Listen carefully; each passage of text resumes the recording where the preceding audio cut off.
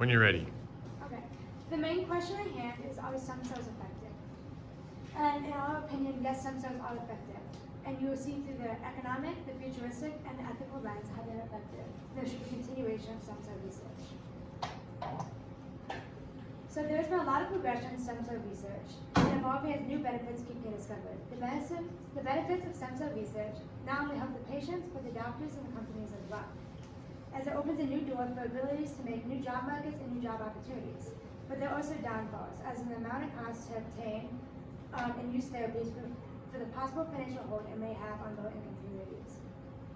But we should be able to use stem cell therapy in the future to save money by avoiding recurrent wound care and medical bills. So the economic growth. There are thousands of ways to profit off in the new booming market of stem cell research, and the main ladder is the market of high-ranking doctors and officials and scientists. Some places have already jumped on the opportunity to gain wealth, such as California. According to Dana Goldman, California has made $3 billion investment in California Institute of Regenerative Medicine in 2004, which has resulted in over 56,000 job opportunities and created approximately $10 billion to the state's economy, which is a huge leap and helps prove the point that in a century we can make over millions of dollars of benefits. Which proves the point that small investments from either donor to the state can end up benefiting everyone involved, whether that's job opportunities, new medical advancements, or just new jobs. So eliminating the stock. The current percentage of people who are cured for a specific diagnosis of stem cell research is 80 to 90%. The only problem is that there has been a recent issue that Angelina Liso has said that there's a large increase in healthcare costs for both insurance programs and national health system, which can help make a big economic break between the wealthy and the poor, as most of the people who are in need of stem cell research therapies don't have $5,000 to $50,000 to spend, as the rich do, which would cause mass devastation economically, and thousands of people would be out of their medical bills. However, over the past couple of years, they've been cheapening some of the treatments to be more realistic, and some insurance companies have even started to stop seeing it as experimental and more of a cost that they should invest in. And then finally, preventing the medical bills. The benefit of using stem cell research is very beneficial to the everyday person. According to Jen Sauch, the high financial cost of standard chronic wound care means that although stem cell research might be expensive to start with, the high care wound care would be continuous and more expensive, and the medical bills would continue coming, unlike the stem cell therapies with a high outpaying and no more continuing costs. When looking at the futuristic lens, we are looking at how stem cells are beneficial to the future of the medical industry. So stem cells in the future. Stem cells advance medicine, reduce the need for pharmaceuticals, advance research, and all of these collectively contribute to the longevity of a human. When we're looking at medicine, we are looking at the complete development of new organs, the reduced need for donors, and the reduced chance of rejection of an organ. So in a study done by Dr. Jajan, he has created 300 mini brains, all containing actual neurons. This proves that we can generate new organs, and so we can do this. We can do this by using a new technology called 3D scaffolding, which is essentially a core structure that cultures stem cells at a faster rate. And we would take these stem cells from the patients themselves, which then goes into their reduced chance of rejection because it would be similar genetics. When we're looking at the demand for pharmaceuticals, we are looking at a reduced need for pharmaceuticals and not filling holes left by symptoms. Instead, we are going to the origin of the issue and completely replacing damaged cells or tissues.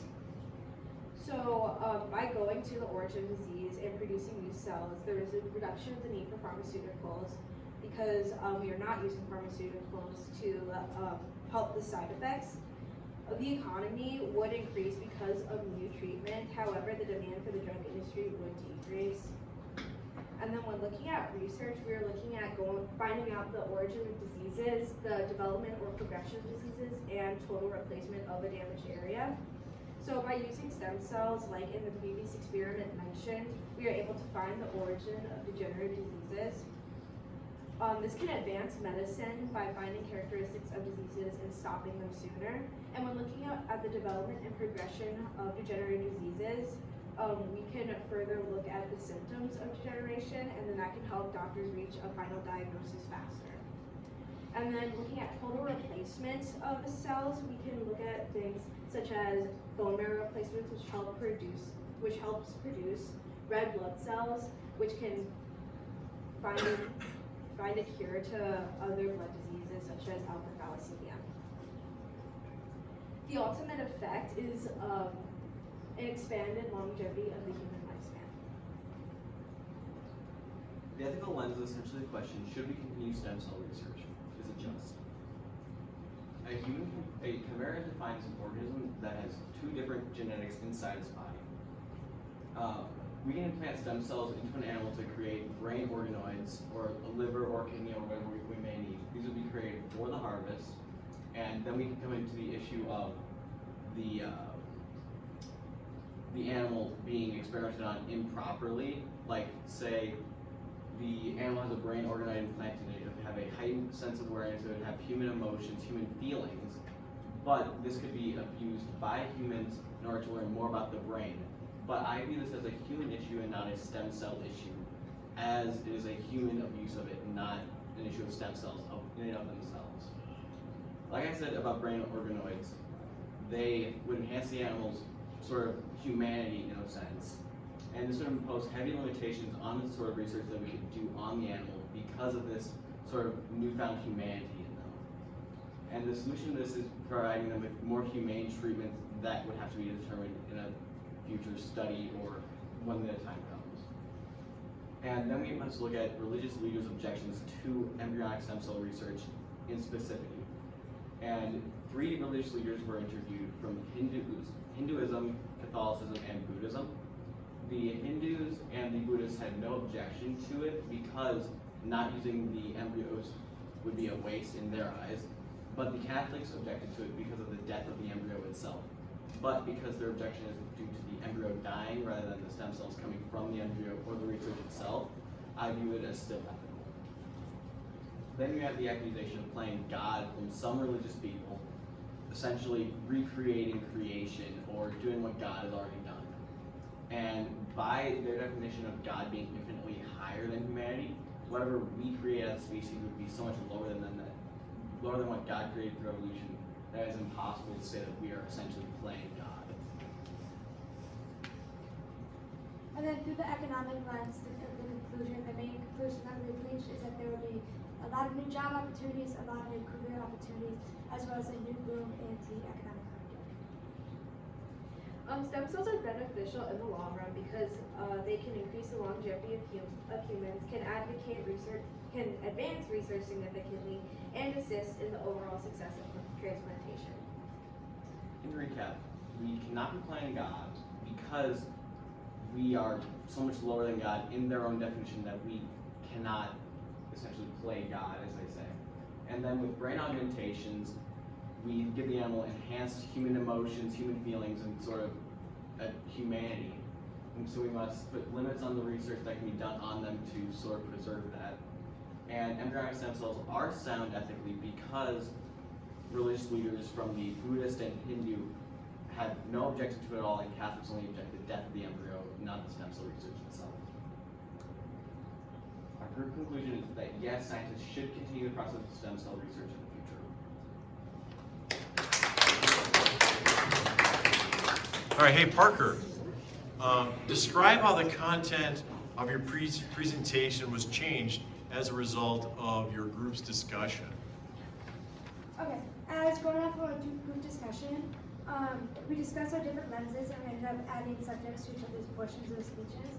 As when we first talked, we originally agreed that it was not beneficial, but going over the evidence and talking with each other, it really made us think that it is beneficial. Okay, thank you. Chris, reflecting on your colleagues' work, which one had the greatest impact on your overall understanding of the problem that your group identified?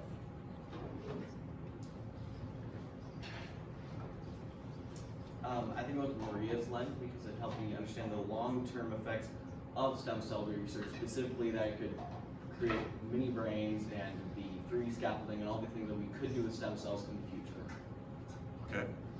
Maria, having finished your project, what, if anything, do you consider to be a gap in your team's research that, if addressed, would make you feel more confident about your conclusion?